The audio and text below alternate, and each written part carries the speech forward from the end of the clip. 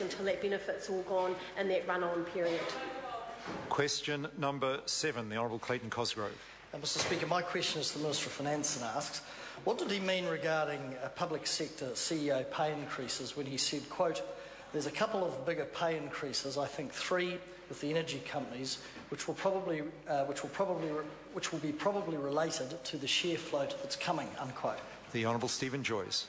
On behalf of the Minister of Finance, first of all, it's important to distinguish between the core public sector, such as government ministries and departments, and the wider state sector, including SOEs, where CEO salaries are set by the boards of those companies. So my comments in that context were speculation.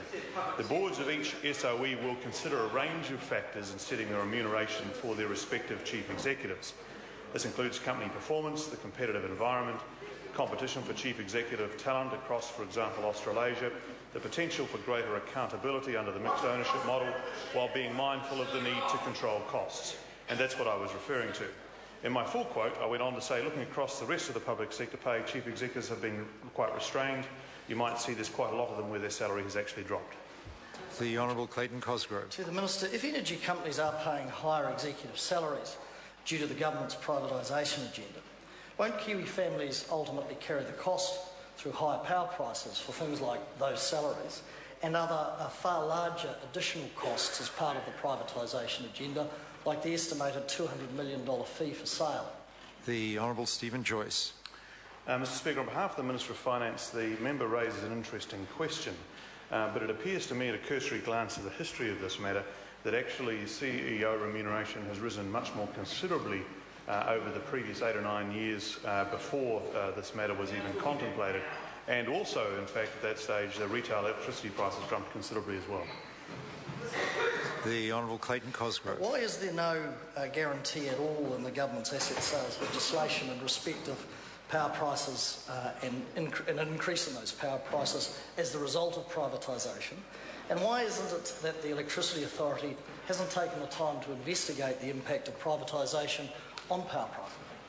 The Honourable Stephen Joyce. Mr Speaker, on behalf of the Minister of Finance, New Zealand has a very strong regulatory environment nowadays in the electricity market with the Electricity Authority, which the member points out, which this government put in place. And I think if he looks, he will see that there's been very more competitive electricity environment in the last 2 or 3 years than in the previous 8 or 9 years under a previous government whose brand name escapes me at the time. The Honourable Clayton Cosgrove. To the Minister, has he seen the Ministry of Economic Development data which shows that in 84% of lines company areas, privately owned electricity companies have the highest retail charges, and nationally, privately owned electricity companies charge 12% more on average than SOEs, which may suggest that the public ownership of energy companies is currently acting to hold prices down. Has he seen those figures? Does he have a reaction to them? The Honourable Stephen Joyce. Mr Speaker, on behalf of the Minister of Finance, no, I'm not aware whether the Minister of Finance has seen those particular figures or not, and on his behalf I haven't seen those particular figures. But again, I would comment that we have a very strong regulatory environment in New Zealand and have had very limited power price increases in the industry as a whole. We also have a situation where we encourage customers to evaluate prices between different companies and make switches, and that seems to be operating very effectively. Speaker, Mr Speaker. Jamie Lee Ross. To the Minister, what recent trends has he observed in remuneration increases for chief executives of energy state-owned enterprises?